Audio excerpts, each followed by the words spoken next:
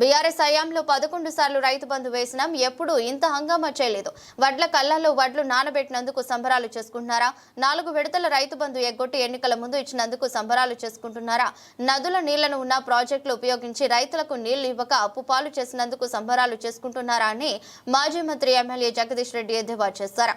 మోదీకి చంద్రబాబుతో అవసరం ఉంది కాబట్టి మాట్లాడటం లేదు. కానీ తెలంగాణలో బీజేపీ ఎంపీలను గెలిపించింది తెలంగాణ ప్రజలు. మరి తెలంగాణ ఎంపీలు ఎందుకు మాట్లాడటం లేదు?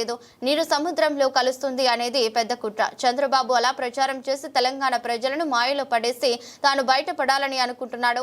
గోదావరి కావేరి నదులను లింక్ చేస్తామని చంద్రబాబు మాయమాటలు చెప్తున్నాడు.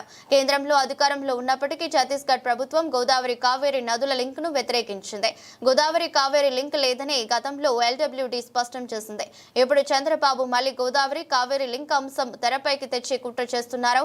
ఒక వర్గం మీడియా పథకం ప్రకారం ఇది తెలంగాణ రాజకీయ పార్టీల మధ్య పంచాయతీలాగా చూపించే ప్రయత్నం చేస్తుంది.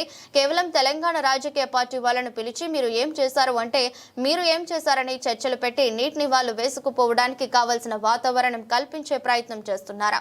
ఇది బజారు పంచాయతీ కాదు, బతుకుదెరువు పంచాయతీ. ఇది ఏదో కేవలం తెలంగాణలో బీఆర్ఎస్ బీజేపీ కాంగ్రెస్ పంచాయతీలాగా చూపిస్తున్నారు.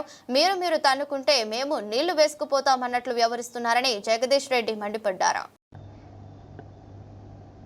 ఏదైతే గోదావరి కావేరీ లింక్ అని మాట్లాడుతున్నారో ఇవాళ చంద్రబాబు నాయుడు గారు, ఇది పెద్ద మోసము.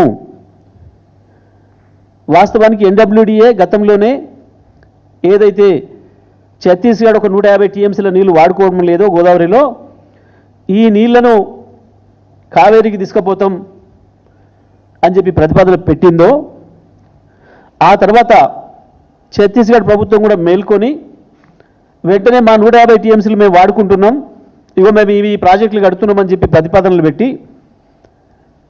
చుక్క కూడా ఇక్కడ నీళ్లు లేవు, దీని మీద ఆధారపడి మీరు ఏదో గోదావరి కావేరీ కలుపుతుంటే మేము ఒప్పుకోము అని చెప్పి చాలా స్పష్టంగా చెప్పింది.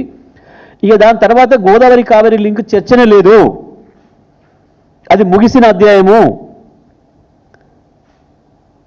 లేని దాన్ని ఉన్నట్టు చూపించే ఒక ప్రయత్నం, కుటిల ప్రయత్నం చంద్రబాబు నాయుడు గారు చేస్తున్నాడు.